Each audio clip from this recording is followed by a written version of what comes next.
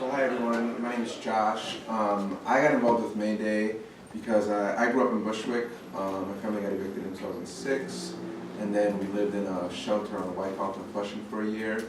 And then my mom ended up in Jamaica, Queens. I ended up in Crown Heights. But I joined the collective and I joined Mayday because I wanted to make sure that all the projects, or that there were projects that were speaking to issues impacting Native Bushwick people, and I wanted to make sure that there was Bushwick leadership, Bushwick perspective in the collective, in the programming, in the vision. So that's kind of what I and a few others in the collective have been leading.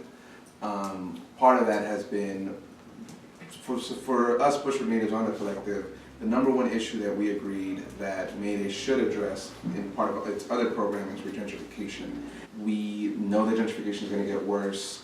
He signed an executive order on Wednesday that's going to cut federal funding to the city, that's going to impact programs like Section 8 and other public housing funding. So we're still committed. You know, we're not getting in a reactionary stage, at least on the Bushwick front, and we're still fighting for that particular local issue because it's still relevant.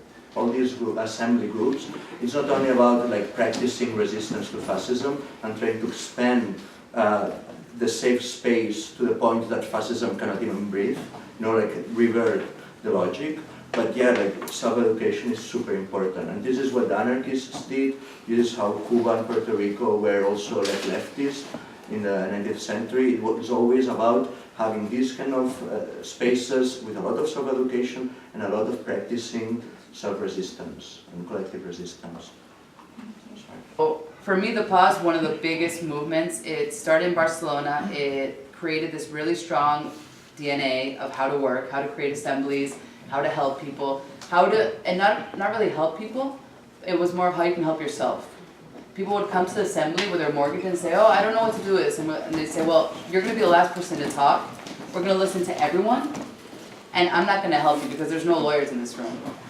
You're going to have to say your question or whatever your doubt is and take your case. And people around you will help you because they've gone through the same thing. And from now on, you're not going to be alone. Whatever move you do, you cannot go alone. You will not go alone to the bank. You will not go alone to talk to your lawyer, because you are part of us now. And we were telling you that you're not going to end up homeless. And the only way to work was it with pressure, and going to the banks and sitting inside the banks and literally saying, we're not going to move. We're hundreds of people. We're not going to move until you give this person, you close their mortgage, or you offer them a place to stay. So thanks to the 15M, the PA starting to get really empowered. There was 1,000 people in the assembly. The concept of, I don't know what to do, people who had never been in social movement start to engage. That tourism is some sort of gentrification. I mean, of course it's like very contextual, you know, it goes through like racial lines, class lines, etc. But there are a lot of similarities in terms of, for example, like there's right now a housing bubble in Spain that is crazy and has been fueled by the policy of the European Central Bank. Draghi himself was recognizing, acknowledging that there's a housing bubble in Spain. Rents are soaring. Airbnb has Airbnb has 50% of the center of the city. Yeah. And it's becoming like a total Venice in some way, and like through this kind of process of touristic gentrification. And I mean, if you go to Venice, you can see that there are some areas for tourists and some others that are not. But we should just like stop waiting for the states to do things for us and start infringing state law. State law is a straitjacket, and human rights are more important than that. So if like the human right to housing, the human right to healthcare, the human right, I mean, all of these are human rights, and there's a reason that they were written down.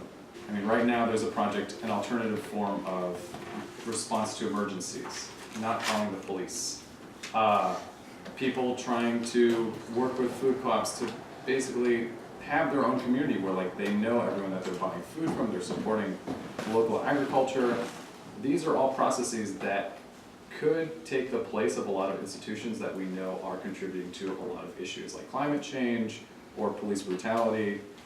These things are already happening, but not everyone has the connections to these communities and they don't know how to get involved. So Mayday is kind of seeking to fill that void. if maybe like you guys could talk about the difference between informal and formal networks in like addressing fascism. I think that like for the volunteers, you know, who went to Spain, a lot of them came out of like formal parties, communist parties, you know, anarchist workers unions, things like that. And so there's now as we face, I'll say my feeling about fascism is that, you know, fascism you only know when you're at the end of it. You don't know at the beginning. So, you know, whether we call these rightist movements fascist, they have fascist aspects to them. So, like, my question is like the strengths and weaknesses of maybe informal networks or these kind of large marches as opposed to the more formal networks of the early 20th century. Not a real expert on this, but my sense is from the interviews that I've done and the reading that these guys, they were involved in formal politics, but there was an informality about it, right? There were these young Communist League branches that were very local, and I was listening to you guys. Most of the guys that were in the young Communist League, their main activity as young men in the years leading up to '36 was actually helping evicted people. One of the main things that the YCL did, and this is Abe Ostrach was a leader. He was a bodybuilder. He started a weightlifting club on the roof of his tenement in Brownsville, and he was a really strong guy. And at the time, in the middle of the Depression, people were being evicted all over the city, and there was some law on the books. So the landlord would get a warrant or whatever, would get permission to put your furniture out on the street. And that's how you were evicted. These wardens would go in, take your furniture and put it out on the street. But there was a law on the books that if your furniture got back in the house, the landlord it would take them like another 2 weeks for him to get another warrant to evict you again.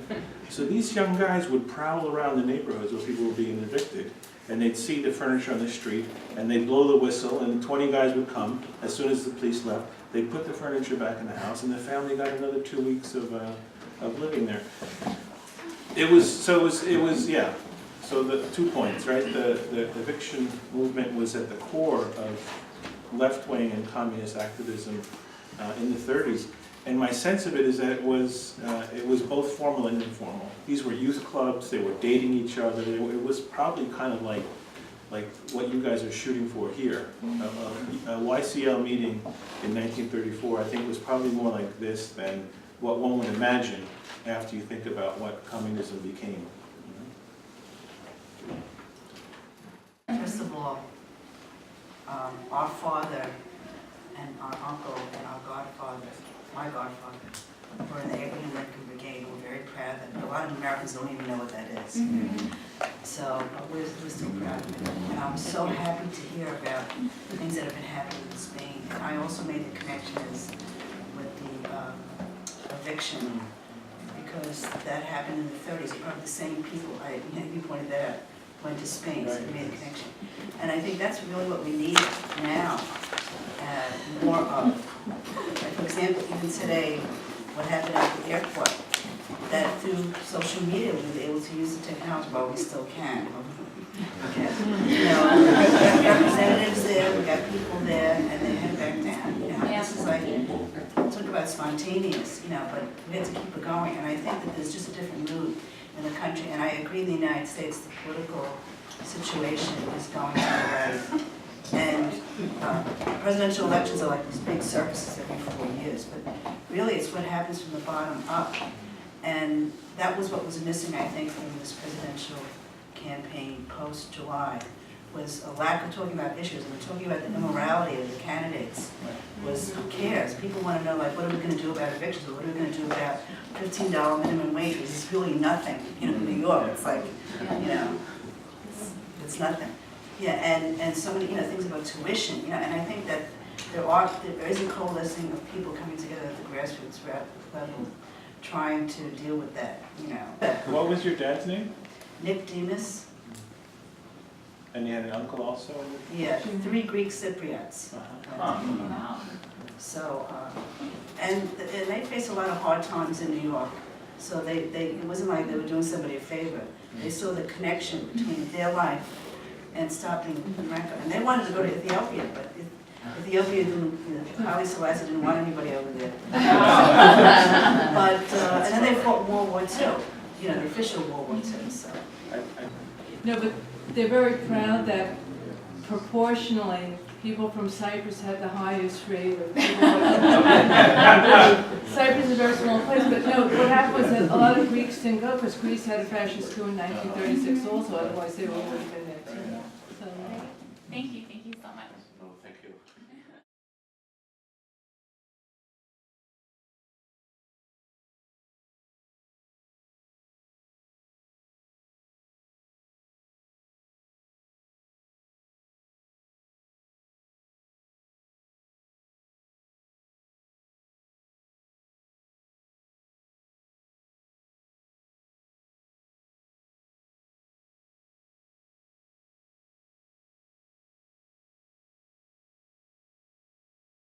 Like right now, they've shut down the air trains, like people can't get into JFK. The taxi workers are honoring like a strike. And thousands of people are...